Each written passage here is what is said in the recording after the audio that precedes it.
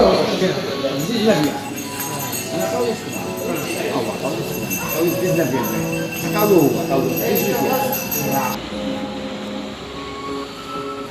faut réaffirmer au Conseil constitutionnel qu'il est le garant de la Constitution.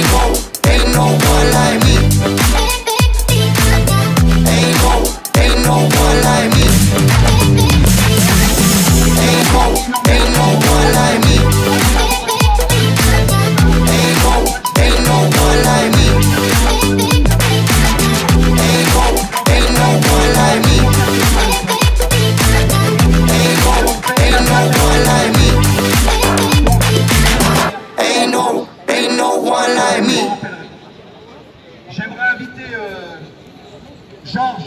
Que pouvons-nous véritablement faire contre ce qui se passe actuellement avec ce pass? D'abord être présent devant le Conseil constitutionnel. Il faut être présent tous les jours. Il faut être nombreux. Mais il y a un point, peut-être, l'avez-vous entendu, un point qui n'est malheureusement pas soulevé par les partis politiques, y compris ceux que je retraite de gauche, qui se taisent. Je n'entends pas Mélenchon. Je n'entends pas le premier secrétaire du Parti socialiste. Je n'entends pas Anne Hidalgo. Je les entends par contre appuyer cette vaccination. Alors je pose la question à chacun d'eux. Combien ont-ils touché des laboratoires? Combien ont-ils touché des groupes pharmaceutiques pour se taire? Et on sait que le Covid tue 0,05% de la population. On n'a jamais vu, pour une chose de cette nature, on n'a jamais vu que l'on vaccine la totalité du pays. Donc, encore une fois, il faut se poser la question. Il y a à Marseille quelqu'un qui n'est malheureusement pas suffisamment soutenu, y compris par les partis de gauche, ce que je regrette, a démontré que son traitement soigne. Et on a un gouvernement qui interrompt les études qui étaient sur le point de démontrer que le traitement soigne. Et on n'a toujours pas le traitement. On s'est même permis d'interdire aux médecins de soigner. On leur a pas simplement, on a enlevé la liberté de soigner. Et ça ne s'était jamais vu par le passé. Et que dire de ce gouvernement? Je sais qu'on s'éloigne du passé là, mais je fais une parenthèse. Enfin, je crois que c'est nécessaire. Depuis Pétain, c'est le gouvernement qui est le plus à droite. Je dis la droite extrême, et je fais des mots. On n'a jamais vu De Gaulle, n'a jamais donné des ordres pour envoyer des armes de guerre contre les manifestants qui ont plusieurs ont perdu les yeux, les mains. Sarkozy n'a pas utilisé des armes de guerre. Voilà, c'est l'allemand. C'est pas lui le responsable, il n'y a rien. Le responsable, c'est le locataire de Brégançon, qui a indiqué à des policiers devant le Conseil constitutionnel qu'ils n'étaient pas obligés d'obéir et que la Constitution leur interdit d'obéir à des ordres qui ne répondent pas aux exigences de la Constitution. Aux exigences, on n'a pas parlé suffisamment. Peut-être l'avez-vous entendu, mais la Convention de sauvegarde des droits de l'homme et des libertés fondamentales. C'est le texte le plus important. Et je regrette que la requête qui a été déposée, même s'il est vrai qu'elle a été faite dans l'urgence, je ne veux pas critiquer les requérants. Ils l'ont fait, c'était l'essentiel. Mais c'est bien imparfait. On a insisté sur la disproportion de la loi par rapport à ce présenté. Ce n'est pas une disproportion, c'est une violation. C'est une violation de nos libertés. C'est une violation plus encore de la Constitution, de la Convention de sauvegarde. Parce que la Convention, c'est le texte le plus important de tous les Européens. Elle s'impose au Conseil constitutionnel. Et c'est ce que je regrette, c'est que les requérants n'ont pas fait ça. Ils n'ont pas beaucoup de formation peut-être en droit européen, c'est pour regretter. Donc, il faut dire au Conseil constitutionnel, non seulement vous devez vérifier si le projet de loi, parce que c'est un projet pour l'instant, je sais que les médias ils font comme si c'était fait, non, c'est pas fait. Et il faut que le Conseil constitutionnel, bien sûr, réponde aux questions au regard de la Constitution. Et il doit répondre impérativement au regard de la Convention de sauvegarde des droits de l'homme et des libertés fondamentales, et notamment du préambule, c'est-à-dire le préambule de la Convention de sauvegarde des droits de l'homme et des libertés fondamentales, qui part de lui-même. Voilà. Je réponds à votre question.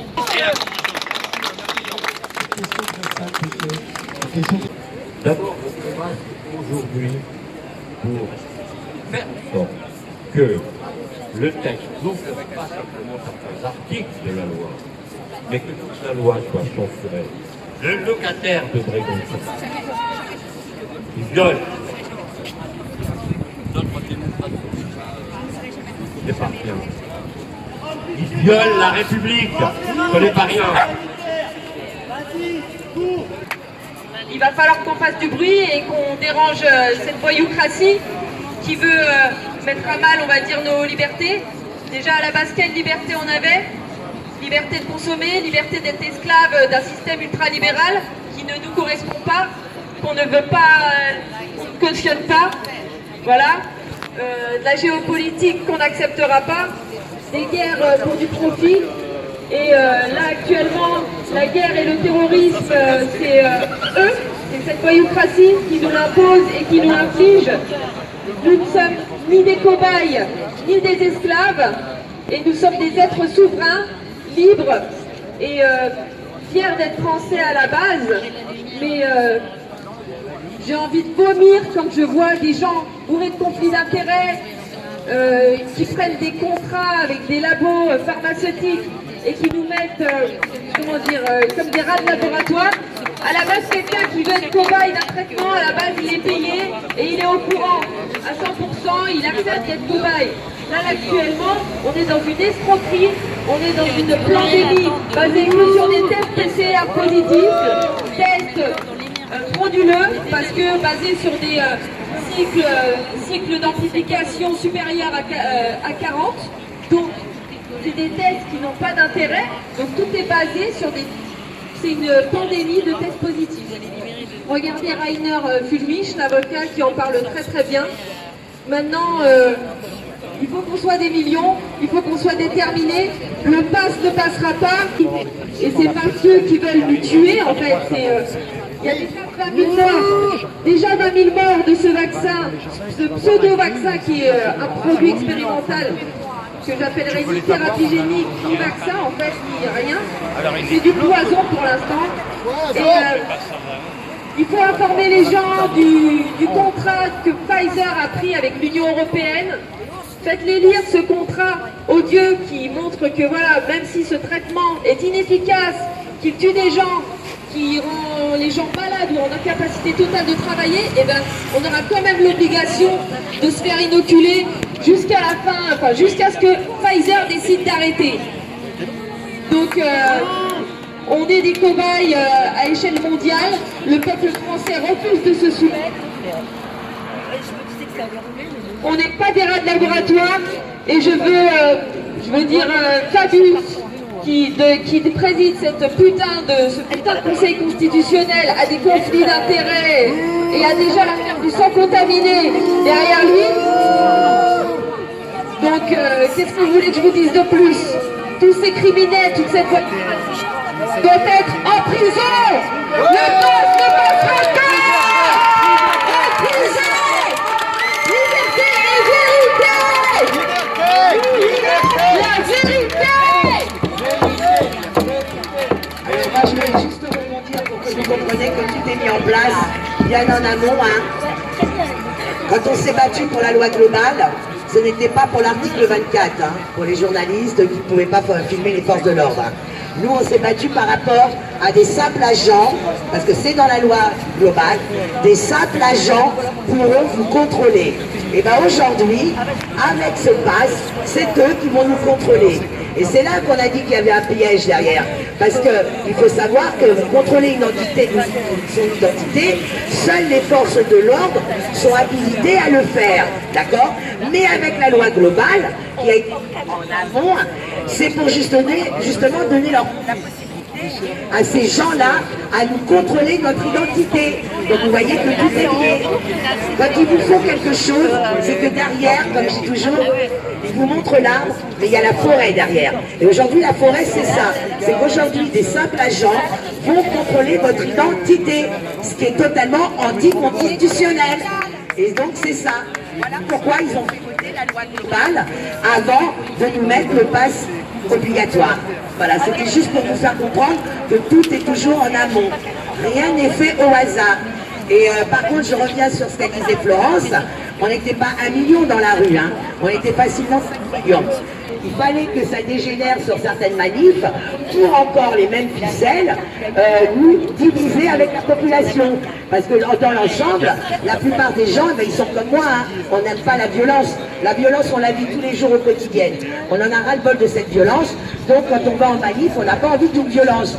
Et bien, ils nous mettent des agents, leurs agents, à l'intérieur de nos cortèges pour que ça dégénère, pour que la population voie qu'une seule chose.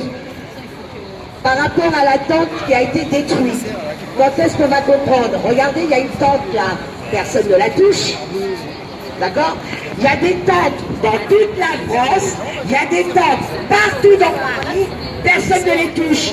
Et là, comme par hasard, il y a une tente qui a été attaquée. Oh, les vilains, ils attaquent des tentes.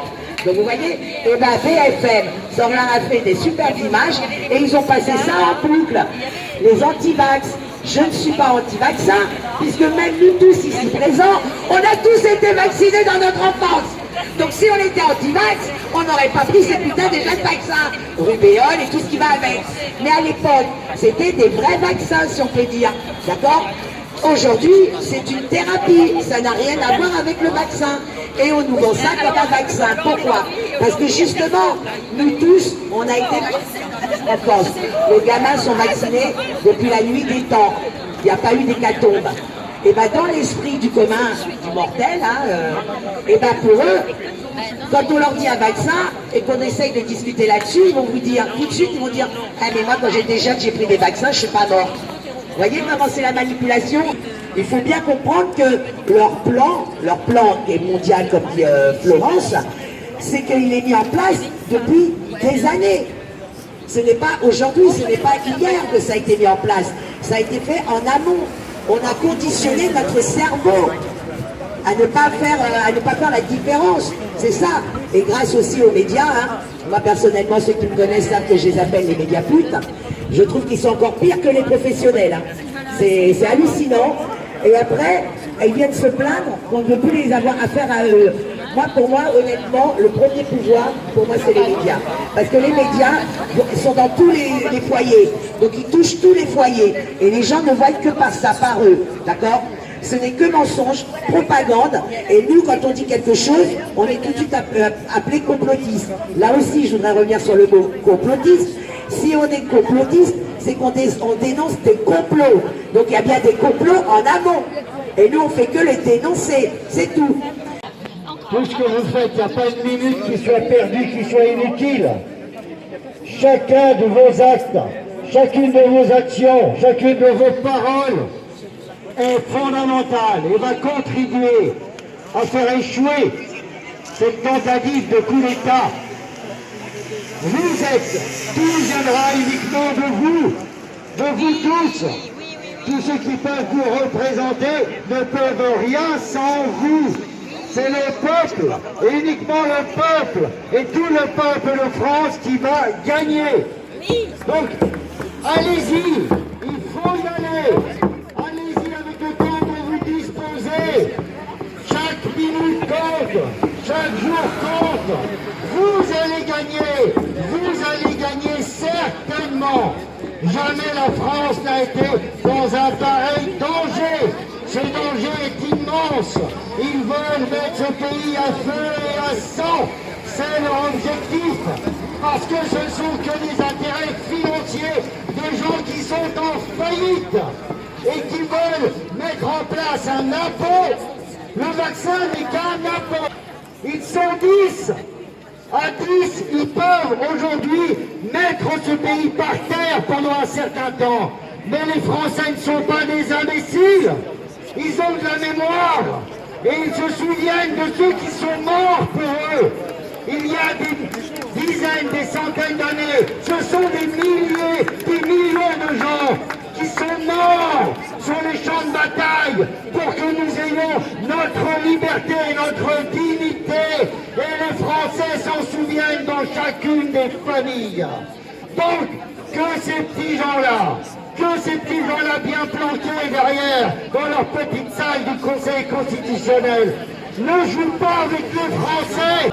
La France a montré que quand elle se met en colère, il y a des choses graves qui se passent. Donc si vous voulez avoir une retraite un peu peinard, je vous le dis, messieurs et mesdames du Conseil constitutionnel, ne venez pas. Trompez les Français, faites votre juste boulot. Cette loi, elle ne vaut rien. Elle ne vaut pas un morceau de PQ.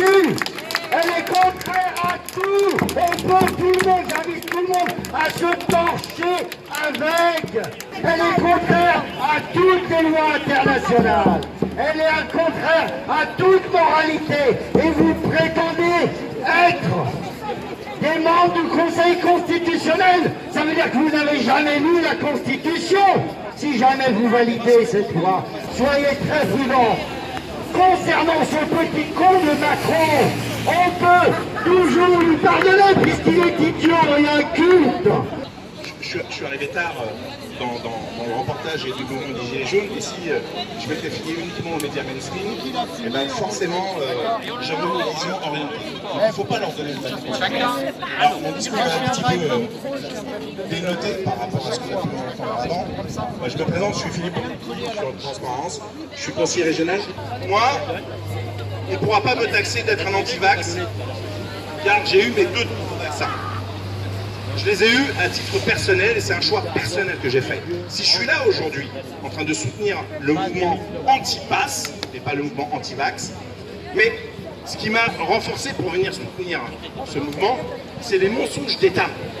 C'est eux qui m'ont fait venir, je serais venu de toute façon, mais le mensonge qu'on nous a dit dès le départ. Rappelez-vous, une ministre de la Santé, médecin, qui nous dit c'est contenu à Wuhan et qu'il n'y aura pas de problème.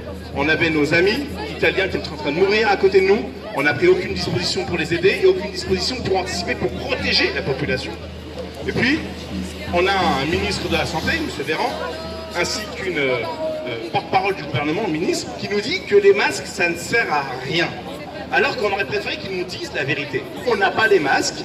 Et M. Salomon, qui était le responsable à l'époque, qui est toujours le directeur, donc il est responsable mais pas coupable, n'a pas anticipé. Alors qu'on avait 2 mois de recul pour pouvoir anticiper.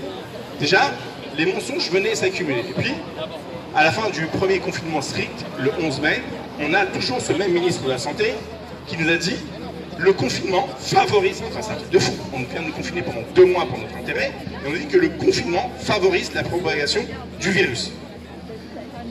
Ça a été, je ne vais pas tous les énumérer, sinon vous allez craquer. Il y en a quasiment pour 1 an. Et puis, le 20 novembre 2020, le président de la République, le Premier ministre, le ministre de la Santé nous disent qu'il n'y aura jamais de passeport vaccinal ou de passe sanitaire.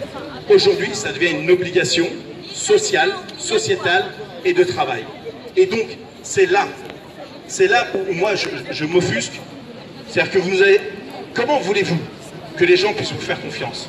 Comment voulez-vous que les gens vous fassent confiance en disant « Allez-y, prenez ça, c'est bon pour vous ».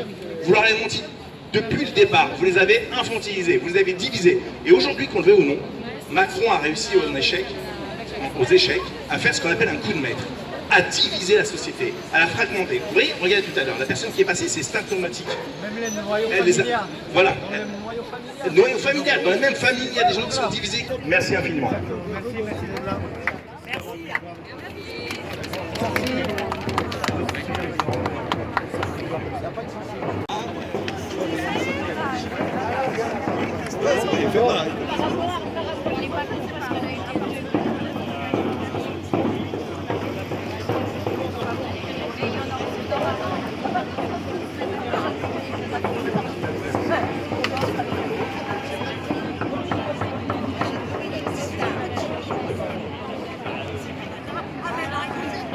Laurent, salut.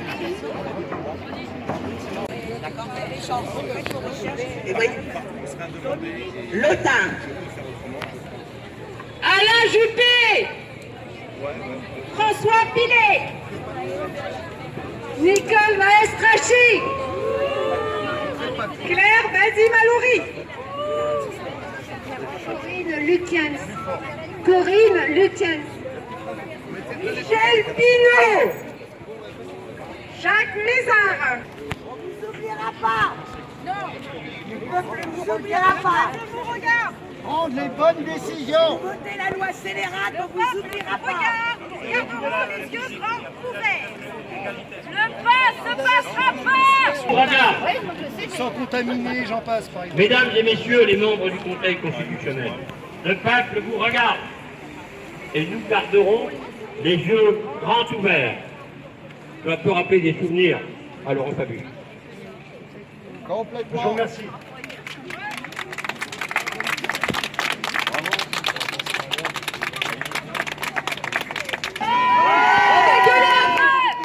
On va montrer qu'on est là et qu'on n'est pas content. et qu'on n'est pas d'accord. Liberté, vérité, liberté, vérité, liberté, vérité, liberté, vérité, liberté, vérité, liberté, vérité, liberté, vérité, liberté, vérité, liberté,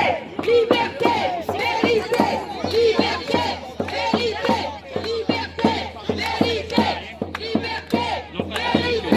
liberté, vérité, liberté, vérité, liberté, vérité, vérité, liberté, vérité, liberté, vérité, liberté, vérité, liberté, vérité, liberté,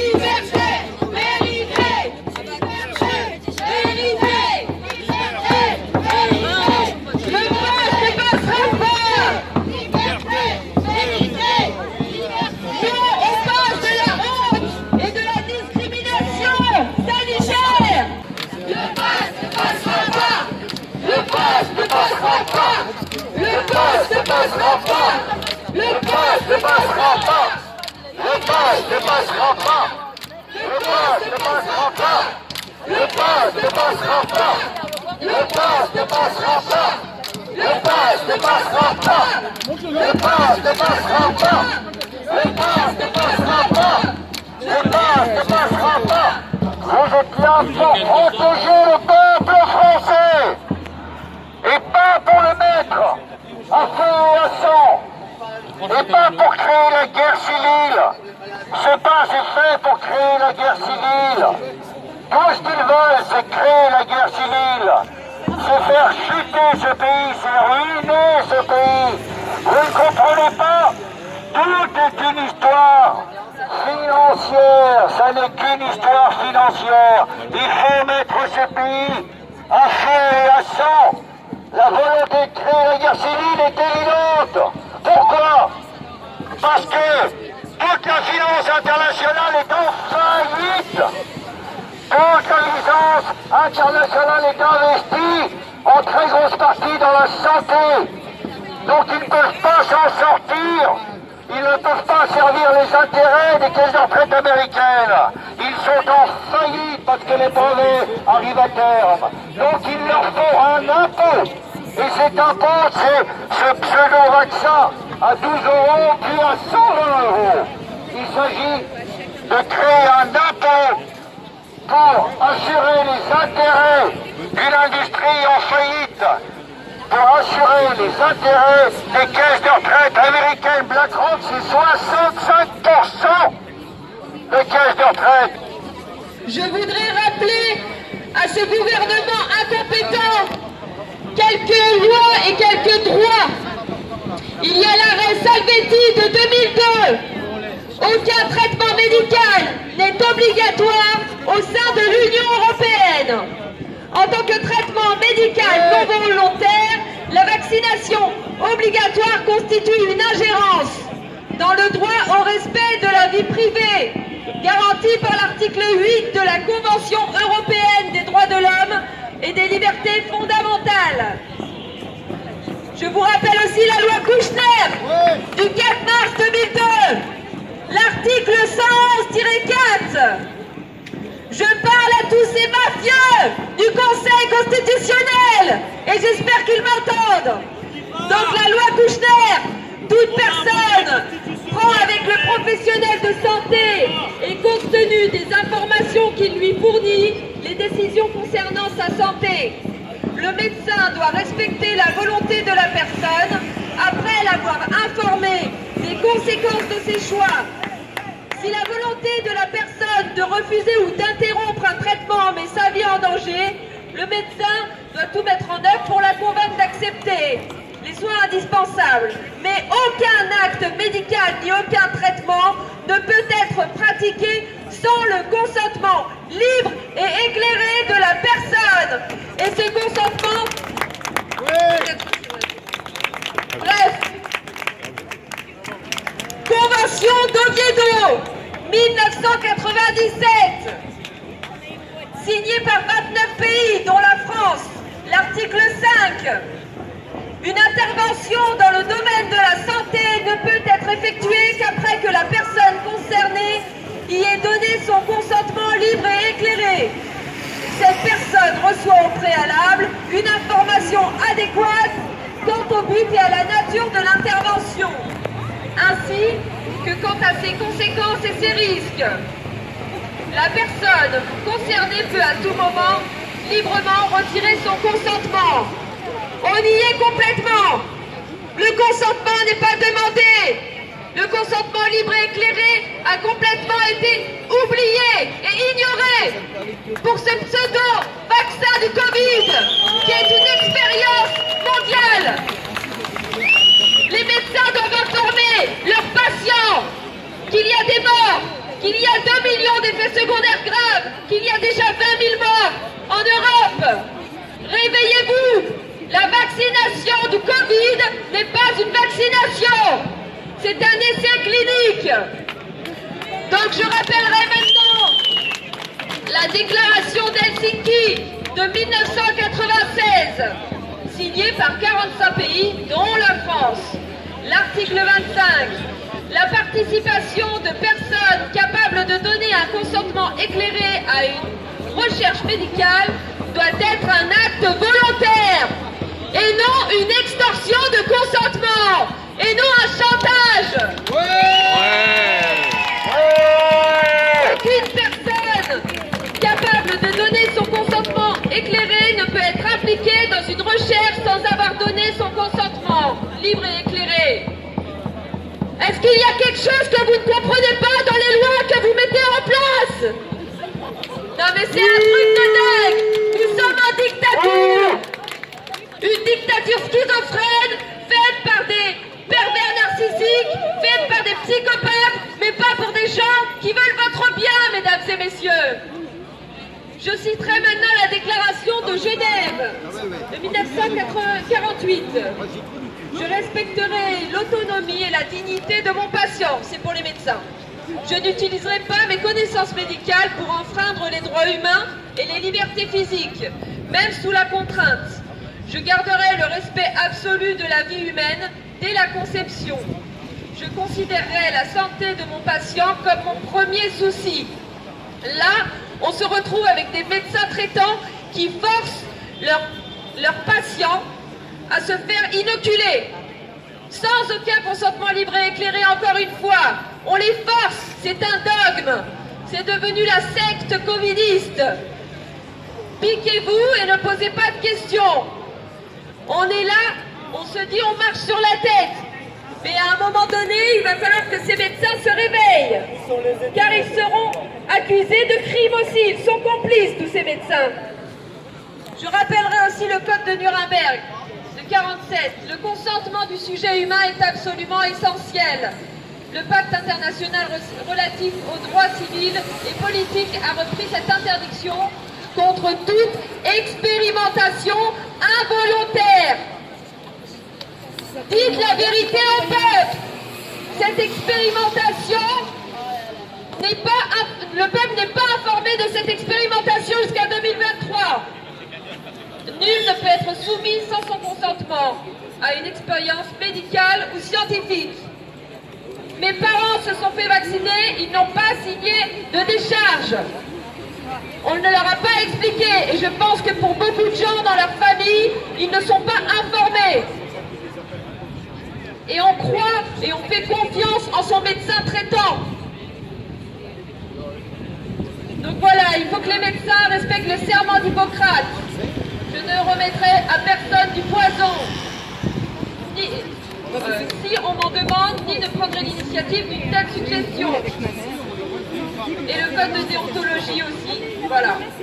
Le consentement de la personne. On est toujours sur le consentement, donc là, rien n'est respecté. Et ce gouvernement veut faire passer un pass sanitaire illégitime, comment dire, alors que rien ne leur donne le droit de laisser passer ce pass sanitaire et cette vaccination obligatoire.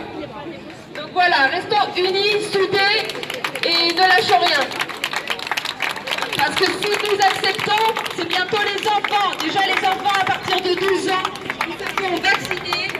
Et en l'occurrence, j'avais un document une hématologue qui expliquait que la vaccination contre le corona, je dis pas les vaccinations, hein, la vaccination contre le corona entraîne sur les enfants des paralysies faciales, des myocardites, des maladies auto-immunes, des réactions allergiques sévères, des défaillances neurologiques. N'importe quel autre traitement aurait été retiré du marché. Tout de suite. Et là, quels sont les dangers du corona chez un enfant? Aucun risque de forme sévère et aucun risque à long terme. Donc le bénéfice-risque est tout de suite vu. Ils ne doivent pas être vaccinés. Et là, si on accepte, ils feront même les enfants de moins de 12 ans. Il faut surtout dire aussi, c'est que à 12 ans, l'enfant n'aura plus besoin de l'autorisation des deux parents. C'est un seul qui pourra se décider. C'est pour ça d'ailleurs que l'année dernière, on vous a mis parent 1, parent 2. Quand je vous dis que tout est en amont, tout est mis en place bien avant, d'accord? Ce n'est pas pour rien qu'on vous a mis maintenant à l'éducation nationale parent 1, parent 2. Aujourd'hui, les enfants de 12 ans, c'est un seul parent qui pourra décider. Mais pire, à 16 ans, ils n'ont plus besoin de l'autorisation des parents. Ils vous ont mis ça aussi. Donc un enfant jusqu'à 18 ans, il est à ta charge, il commet un délit, une fois sur deux, c'est toi qui dois payer les dégâts. D'accord? Donc un enfant à 18 ans, avant 18 ans, il n'est pas considéré comme un adulte. Par contre, pour une thérapie, il aura le droit d'y aller tranquille. N'oubliez pas qu'il veut vous mettre ça à la rentrée septembre. Je pense que les parents n'ont pas compris le piège. À la rentrée septembre, des gamins de 16 ans vont aller se mettre cette thérapie. Parce qu'il n'y aura pas besoin de l'autorisation des parents. Donc dans ces cas-là, le gamin devient majeur à 16 ans. D'accord? Bon, ma mienne, elle est grande, mais si elle était plus jeune, je lui dirais à ma fille, bon bah si tu peux choisir, tu peux aussi assumer tes conneries. Je n'ai pas à les payer. Donc moi j'invite tous les parents qui ont des problèmes, notamment par rapport à le confinement. Il y en a eu beaucoup d'enfants qui n'ont pas voulu respecter le confinement et ni le masque. Ils ont pris des amendes. Et bien les amendes, vous les renvoyez au trésor public et vous leur dites, allez voir mon enfant de 16 ans qui apparemment peut tout décider. Et bien l'amende, c'est pour lui et pas pour nous les parents. Voyez, on peut leur retourner ça aussi. Voilà. Donc c'est ça le piège. Hein. Je voudrais vous faire part aussi, on a eu l'avocat maître David Libenski qui avait porté le recours auprès en urgence concernant l'arrêt préfectoral de pouvoir s'y installer devant le Conseil constitutionnel qui a été rejeté par le tribunal administratif des libertés. Donc il m'a dit, comme quoi de vous dire, qui faisait une saisie auprès du Conseil d'État concernant leurs décisions et leurs rendus. Donc on va essayer d'aller plus loin, histoire de faire valoir nos droits et de lutter jusqu'au bout. Je sais qu'on n'a pas la main sur les leviers, mais on a des valeurs démocratiques et nous on est sincères. Je doute que ceux qui nous gouvernent le soient aussi. Voilà. En fait, la thérapie génique s'adresse à personnes malades. Rappelons-nous très bien ce qu'Alexandre Orion-Code a dit. Cette thérapie ARN expérimentale était en cas de personnes qui sont déjà très malades, très suivies, ils n'ont aucune chance de vivre. D'accord? Donc posez-vous la question pourquoi on parle d'expérimentation ARN, injection ARN expérimentale pour les gens qui sont saines. Parce que toutes les personnes positives, 99%, vous êtes saines. Vous avez vous guéri vous-même. D'accord? Donc 2 millions qui sont dépensés par jour pour tous les tests PCR, ça ne sert à rien. D'accord? Donc réfléchissez bien sur les mots qui sont employés.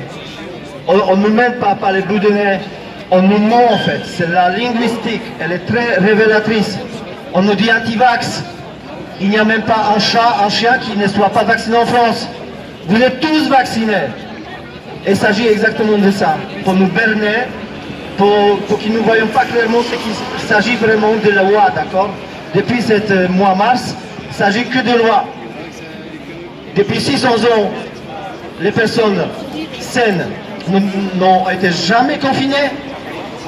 Et parce qu'on a pris les modèles chinois, Là, on a duré 600 ans de notre sagesse. On dit maintenant, toute personne doit être confinée. Jamais c'était produit. Deuxième chose, on n'a jamais vacciné les gens pendant une épidémie. C'est encore dérivé. Chaque fois vous avez un dérivé. Les décrets n'abrogent pas la loi. Donc le port de masque était illégal. Et tout ce qui se passait, toutes les mesures ont été contre les lois. D'accord? Deuxième dérivé médical. On n'a jamais vacciné les gens pendant une épidémie. Même pour la grippe traditionnelle, vous avez rappel un mois avant. Et là, on vaccine à toute vitesse. Troisième dérivé, on nous dit que, regardez les journaux, mois janvier, février, mars. Les premières vaccinations ont lieu en France. Les journaux ont parlé ils ont été très fiers. Ils ont nous montré les lieux, ils ont parlé des EHPAD, 70 personnels soignantes.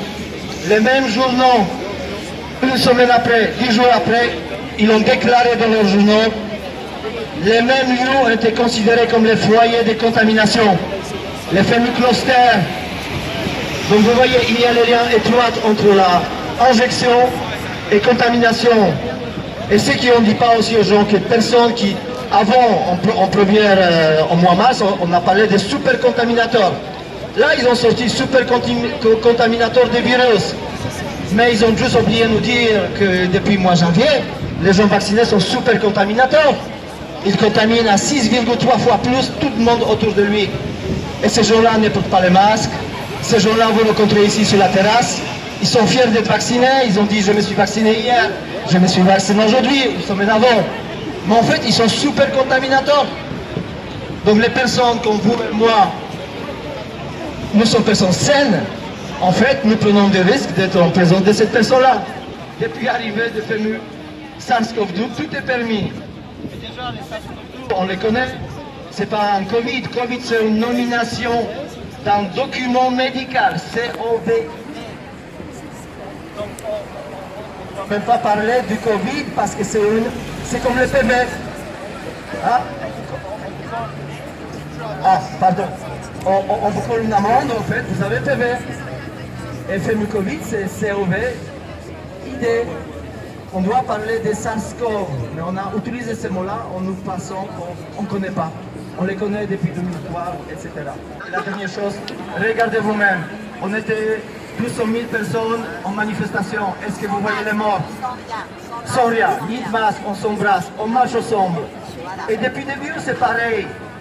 On connaît Nadia, d'autres personnes, Jules Jeunes, sont toujours là, on s'embrasse, on est sans masque, on n'est toujours pas malade. Votre caissière, qui n'a pas porté les masques au mois de mars, etc., elle était toujours là, elle a reçu 1000 personnes par jour, contamination directe, elle aurait dû être malade, je vois toujours la même personne, elle est toujours là, expliquez-moi pourquoi elle n'est pas décédée. Donc si nous sommes été vraiment dans une pandémie, on aurait dû avoir les corps partout autour de nous. Moi je ne les connais pas. Par contre, aujourd'hui, même moi-même, je n'ai eu aucun symptôme parce que avec les médicaments depuis 30 ans, aucun symptôme, ni le petit, ni moyen, ni je ne sais pas quoi. Rien du tout. Est-ce qu'on m'explique pourquoi? Moi je suis prêt à me donner mon corps pour la science. Prenez mon sang, dites pourquoi. Peut-être je suis super. On trouve exactement vaccin de mon sang. Je vous la donne. Et expliquez pourquoi. Donc je dois avoir une résistance incroyable. Toutes les restrictions qui ont été mises en place ont tué vachement plus. 30 000 personnes de suicides. 30 000 personnes.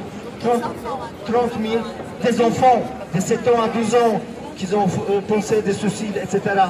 Des gars qui ont été causés par les mesures qui ont été mises en place sont catastrophiques. On ne parle pas d'économie, 72 ans. La dette Covid, 72 ans. Irremboursable. Et pendant ce temps-là, Allemagne, c'est 7 ans. Expliquez-moi comment la France a fait 72 ans, créer une dette de 72 ans. Personne ne peut payer ça. Et on a supprimé l'hôpital, on n'a rien fait. Où est cet argent? Donc le vrai problème aujourd'hui, c'est vraiment la vaccination, d'accord? C'est pas la maladie elle-même, c'est les vaccinations qui n'auraient dû même pas être faites pendant une épidémie. C'est pas médical, donc nous voyons clairement, tout ce qui se passe, c'est politique. Et politique seule. On a discriminé toutes les sciences, n'y est plus. La parole scientifique n'y est plus. Des infirmières qui sont en premier lieu, qui savent qu'est-ce qui se passe. Elles ont dénoncé, elles ont dit il n'y a pas autant de personnes. Est-ce que vous voyez les sirènes à fond, les personnes qui doivent remplir notre hôpital? Pas du tout. Pourquoi on se prend à cette infirmière obligation? Parce qu'elles savent la vérité, parce qu'elles travaillent sur les lieux, elles savent qu'il n'est pas ce qu'on nous montre à la télé. En réalité, il y a aujourd'hui très peu de gens, d'accord? Il y a beaucoup de gens qui, on nous dit qu'il y a 80% des gens qui sont aujourd'hui dans l'hôpital, ce sont les non-vaccinés. Ah non? Moi, je veux juste rebondir par rapport à l'obligation vaccinale des infirmières. Je pense que c'est encore plus vicieux. Vous savez très bien qu'ils veulent tout privatiser, d'accord? Ils veulent détruire le service public, dont les hôpitaux. Donc vous pensez bien qu'en mettant cette vaccination obligatoire, ben ça fait ce que ça arrive, puisqu'on l'entend assez sur les réseaux, elle démissionne. Est-ce que vous voyez le problème? Ces infirmières démissionnent, résultat, il n'y a plus assez de personnel dans les hôpitaux, résultat, on ferme l'hôpital. C'est vicieux. Je pense que c'est ça hein, leur but. Hein.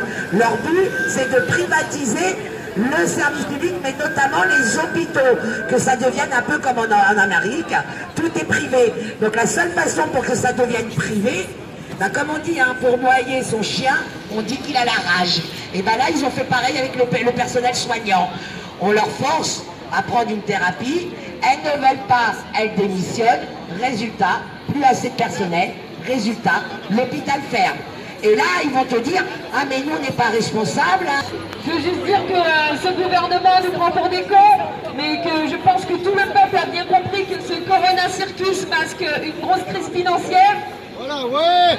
Et une crise politico-médiatique, de la pédocriminalité internationale, un contrôle des masses qu'ils veulent mettre en place.